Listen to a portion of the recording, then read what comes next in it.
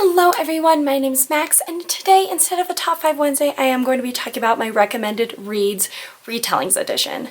So if you don't know, this month I have read almost exclusively retellings, and this is because to get rid of my whole owned TBR, by the end of the year I am doing monthly themes, and this month's theme of June was retellings.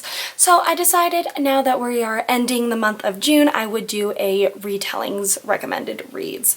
Let's just get into it. The first series I'm going to be recommending is the Reawakened trilogy by Colleen Houck. This is an Egyptian mythology retelling about a girl named Lily who accidentally awakens an Egyptian prince, and they have to go and save the world from the god of chaos. The first one is really good. The second one I did not like at all, and I do have high hopes for the third one. I love Colleen Houck. I loved her Tiger's Curse series, which I will be talking about in a little bit later. And I just have a lot of hope for the third one because the second one I did not like at all, but I did really like the first one. My 12th recommendation is the Hagenheim Chronicles by Melanie Dickerson. I don't own any of these. I have read them online. I do want to give a little bit of a, just a quick be wary. There are religious aspects to it. I'm not religious and I enjoyed them still. It's very subtle, but if you're really against religion, I would not suggest picking these up. But each book, it is a series, but each book is about a different fairy tale, and they're all people set in, I believe, the same world. I do really enjoy them. They're really quick reads, and they're pretty fun. The next one I'm going to be talking about is the Kane Chronicles by Rick Riordan. This is also an Egyptian mythology retelling about these twins, Sadie and I believe Connor Kane. I might be totally wrong. I can't remember his name right now. I used to have them on my shelves, but I just ended up taking them to my mom's. I really enjoy these. Sadie and her brother are twins who have magical powers, and they have to save the world, also from the god of chaos. I always love Rick Riordan, who doesn't, and this was pretty good. Number 10 is going to be Boundless by Rochelle Mead. Now, I've heard a lot of people talking about how much they didn't really like this book. I enjoyed it. This is kind of Eastern, like Asian mythology, where this town they're deaf, and as people are starting to lose their sight, one girl is able to hear, and she has to discover what's going on. It was pretty good. It's a standalone. It's pretty short for a standalone. It's definitely not my favorite, but I do love Rochelle Mead, and I do like that this is Asian mythology. I don't feel like we get a lot of that, so I did really enjoy it. Number 9 is Geekerella by Ashley Poston. This is a modernized retelling, which I really liked. It's kind of a breath of fresh air, about a girl named Ella who is obsessed with this TV show that her father used to really enjoy. And when it's being made into a movie, she really doesn't like the actor who's playing the main character. But by a mistake of wrong phone numbers, they start texting, and she doesn't realize it until a lot later. And this was just so good. It did take a little bit for me to get into it, but once I did, I really enjoyed it. I believe I read it in one sitting. It's just super fun. It's super fast paced. It's so much fun and so great. The next book I'm going to be recommending, I'm not going to pull off my shelves right now because it is in one of those stacks, but at the bottom and very high, and it's not worth it. But that is Heartless by Marissa Meyer. This is an Alice in Wonderland retelling about the Queen of Hearts, and it's kind of like a prologue, or it's kind of a prequel to Alice in Wonderland, about how the Queen of Hearts became the Queen of Hearts. That's all I'm going to say. I can't really say much more without it being too spoilery, but I did enjoy it. I was still in my reading slump when I read it, so I do believe I'm going to try to reread it because I think I'd like it more. I was not the biggest fan when I read it, but people love it, and I feel like if I read it again, I would love it just as much. The next trilogy I'm going to be talking about is the Splintered trilogy by A.G. Howard, with Splintered, Unhinged, Ensnared, and a book of short stories called Untamed. I do have it at my mom's house. I have not read it yet, though. This is kind of a darker Alice in Wonderland retelling, where the descendant of Alice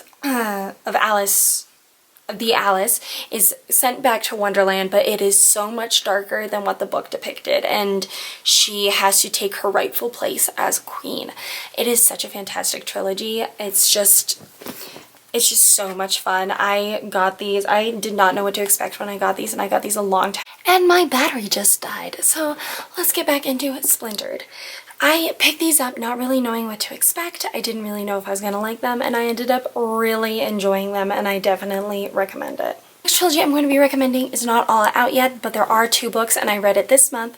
That was the Rebel of the Sands trilogy, and this is Rebel of the Sands and Traitor to the Throne. These, I did not expect to like them as much as I did. You will be hearing more about these in my wrap-up, but Rebel of the Sands is about a girl who is a sharpshooter, and when a foreigner comes to her town, she sees her way out, and they escape together. But what she didn't realize is he is working for the rebellion.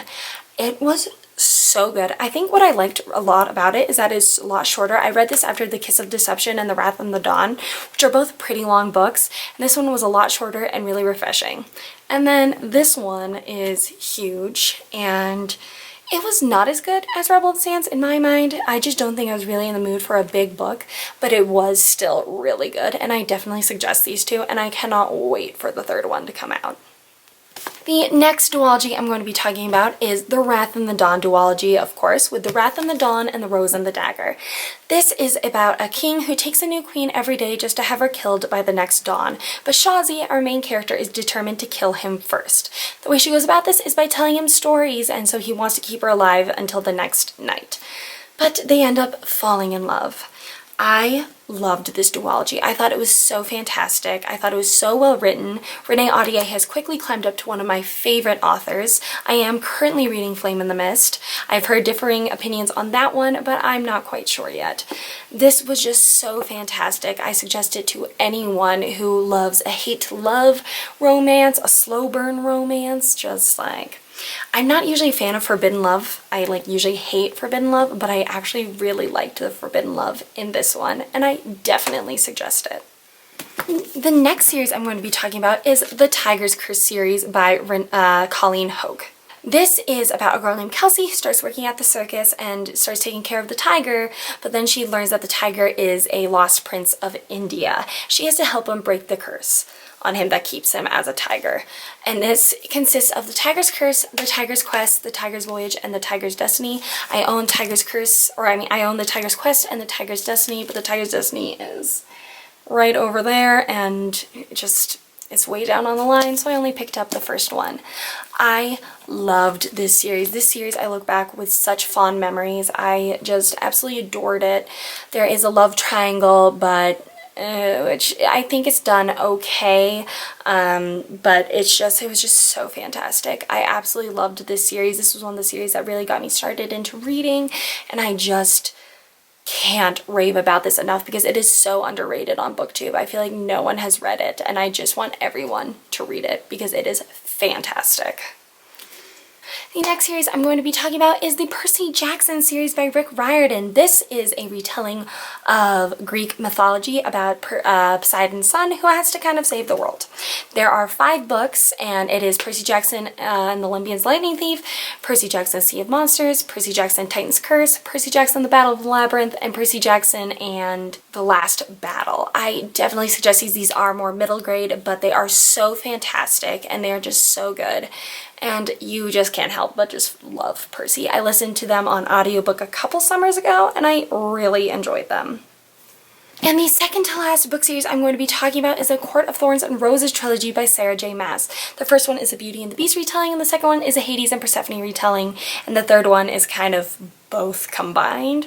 This is about a girl named Farah who, unbeknownst to her, kills a fae, and when the lord of that fae's realm comes and makes her repent by taking her to his realm, and they fall in love and all this stuff happens. It is such a fantastic trilogy. If you don't know what this is about, where have you been? You're obviously new to BookTube, or I don't know, but it was so fantastic. I definitely suggest. I also suggest her other series, but it's not really a retelling, but this is just so great. The world is so fantastic. I love Farah, and you just can't help but love the characters and hate the characters, whichever one she wants you to do, because she really thoroughly convinces you.